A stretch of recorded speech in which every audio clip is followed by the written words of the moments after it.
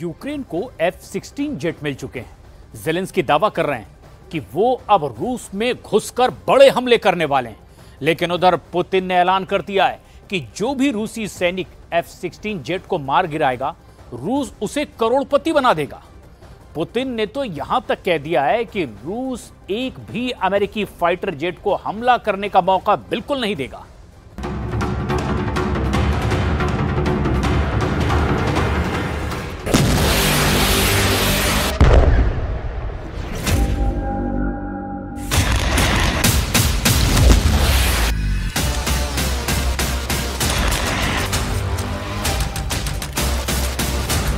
Ура!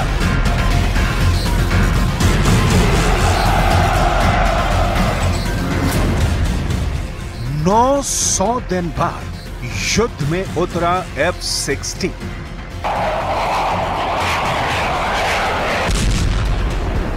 अगर अब भी राष्ट्रपति ज़ेलेंस्की का यूक्रेन रूस को जंग नहीं हरा पाए तो अगले 7 जन्मों तक यूक्रेन कभी भी रूस को हरा नहीं पाएगा। यूक्रेन को अमेरिका और नाटो देशों से लंबी दूरी की मिसाइलों के साथ साथ वो फाइटर जेट मिल गए हैं जो रूस यूक्रेन जंग में गेम चेंजर साबित हो सकते हैं। जरा देखिए, राष्ट्रपति ज़ेलेंस्की उस F-16 फाइटर जेट में बैठे हैं जो यूक्रेन को जंग जिता सकता है। F-16 को लेकर ज़ेलेंस्की शुरू से ही दावा कर रहे हैं कि अमेरिकी फाइटर जेट F-16 अगर उन्हें मिल गए तो यूक्रेनी वायुसेना रूस में भारी तबाही मचा सकती है।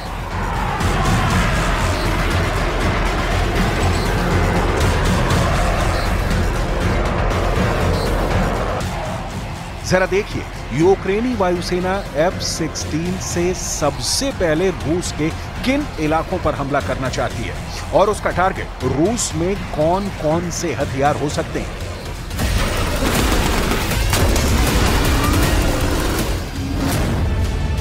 पश्चिमी मीडिया के दावों के मुताबिक यूक्रेन को नाटो देशों से मिले F-16 रूस पर बड़ा हमला करने जा रहे हैं। दावों के मुताबिक यूक्रेन को मिले F-16 सबसे पहले मॉस्को और क्राइमिया पर हमला करेंगे। मॉस्को पर सैन्य ठिकानों पर हमला करने से रूस पर गहरा असर पड़ेगा, जबकि क्राइमिया पर F-16 से हमला करके रूस से कब्जा छुड़ाने की कोशिश की जा रही है। जबकि खार्किव और बेलगराद में रूस की जबरदस्त फायर पावर पर F-16 से हमला करने का प्लान बनाया जा चुका है। रूस की लंबी दूरी की मिसाइल, एयरबेस, तोपखाना और TOS-1A रॉकेट सिस्टम पर सीधा हमला करने की योजना है, क्योंकि रूसी सेना के ये हथियार यूक्रेन का काल बने हुए हैं।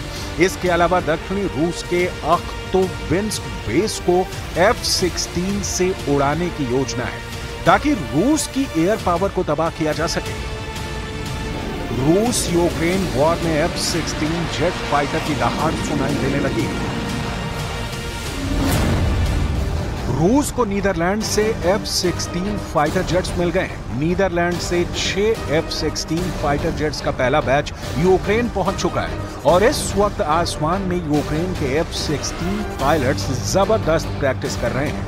F-16 को लेकर यूक्रेन लंबे समय से मांग करता आ रहा है कि उसे रूसी मिसाइल के हमले से निपटने के लिए F-16 लड़ाकू विमान की जरूरत है।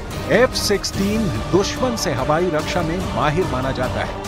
F-16 ध्वनि की गति से दोगुनी गति से उड़ सकता है और उसकी अधिकतम हमला करने की रेंज 2000 मील यानी 3200 किलोमीटर से अधिक है। मीडिया रिपोर्ट के मुताबिक अमेरिका यूक्रेनी पायलटों को F-16 जेट उड़ाने की ट्रेनिंग दे रहा है। पायलटों के पहले समूह को ट्रेनिंग दी जा चुकी है। ताजा आंकलन से पता चलता है कि रूस और यूक्रेन के बीच F-16 के आने से जंग अब और ज्यादा भीषण हो जाएगी।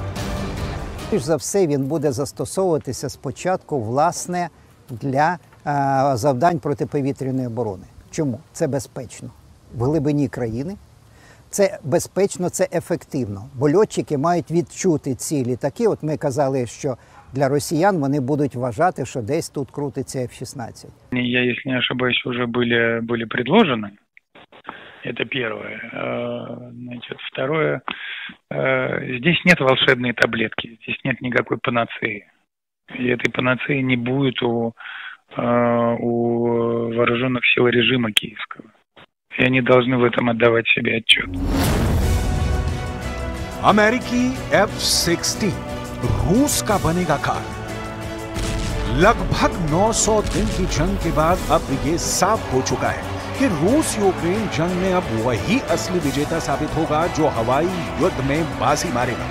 अभी तक की जंग में पुतिन ने हमेशा कमांडरों को वॉर रूम में साफ आदेश दिए हैं कि किसी भी कीमत पर यूक्रेन की हवाई ताकत को हावी मत होने दो। यूक्रेन ने जितनी बार रूस के अंदर हमले किए हैं उसमें 95% से ज्यादा हमले यूक्रेन ने अमेरिका और नाटो से मिले ड्रोन से किए हैं या फिर नाटो के मिसाइल या हिमार्स जैसे रॉकेट सिस्टम से रूस में तबाही मचाई है। लेकिन अब यूक्रेन को अमेरिका और नाटो से F-16 फाइटर जेट मिल चुके हैं जो रूस में हजारों किलोमीटर घुसकर हमला करेंगे। रूस के खिलाफ F-16 को सिल्वर बुलेट यानी चांदी की गोली बताया जा रहा है जो यूक्रेन को जंग में भारी बढ़त दिला सकता है। इस वक्त F-16 जेट से रूस पर हमले की जोर शोर से तैयारियां चल रही हैं। इसीलिए रूसी सेना को ऑफर दिया गया है कि जो F-15 और F-16 लड़ाकू विमानों को ध्वस्त करेगा उसे करोड़पति बना दिया जाएगा। जरा देखिए क्या है ऑफर। रूसी सरकारी समाचार एजेंसी टास के मुताबिक रूस सेना अगर F-16 या F-15 फाइटर जेट को हवा में उड़ा देती है तो उसे करोड़पति बना दिया जाएगा। एक F-16 को हवा में तबाह करने पर 15 मिलियन रूबल यानी करीब 1,42,17,593 रुपए इनाम के तौर पर मिलेंगे। ठीक इसी तरह से अगर रूसी सेना नाटो के बेहद एडवांस टैंक जैसे अमेरिका का अब्राहम टैंक, ब्रिटेन का चैलेंजर टैंक या फिर जर्मनी के लेपर्ड टैंक को तबाह करती है तो उसे 5 लाख रूबल यानी करीब 47,04,447 रुपए इनाम के तौर पर मिलेंगे। राष्ट्रपति पुतिन पहले ही ये कह चुके हैं कि हम F-16 को वैसे ही जला देंगे जैसे हमने लेपर्ड टैंक जलाकर भस्म कर दिए। Ну, о чем мы говорим? Поставки идут военной техники, тяжелой техники.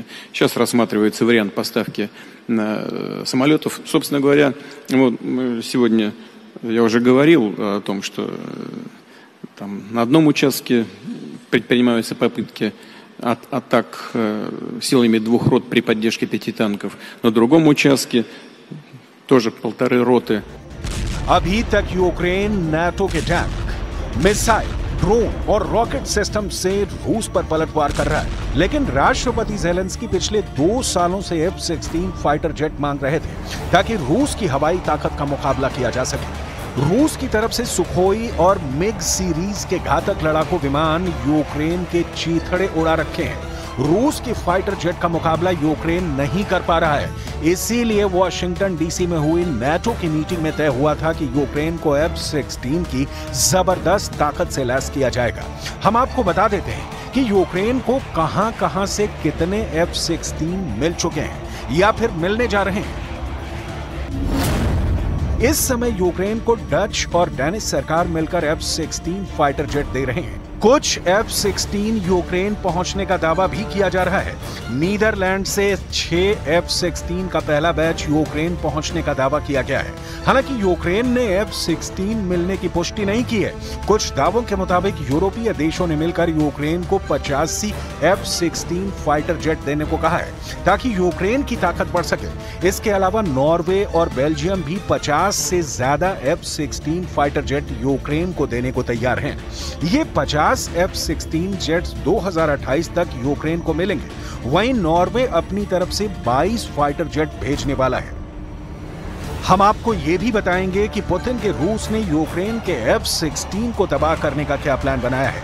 लेकिन उससे पहले ये जान लीजिए कि रूस के खिलाफ नाटो के कौन-कौन से देश सबसे ज्यादा एक्टिव होकर यूक्रेन की जबरदस्त मदद कर रहे हैं।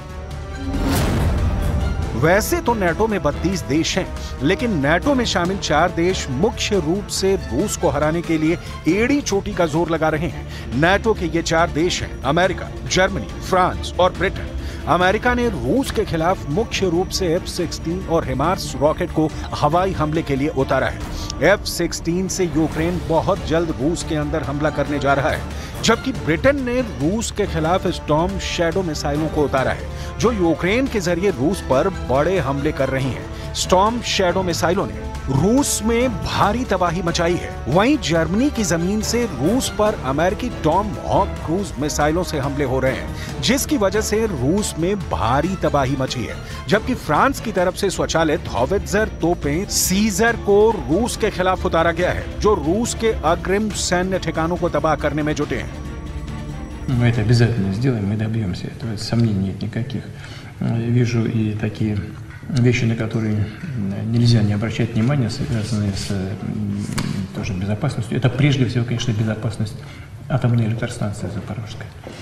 То, что противник наносит удары, теперь же прямо по станции, это, конечно, требует особого внимания с нашей стороны. И, к сожалению, не привлекает внимания со стороны как бы тех людей и тех сил, которые киевский режим поддерживает сегодня.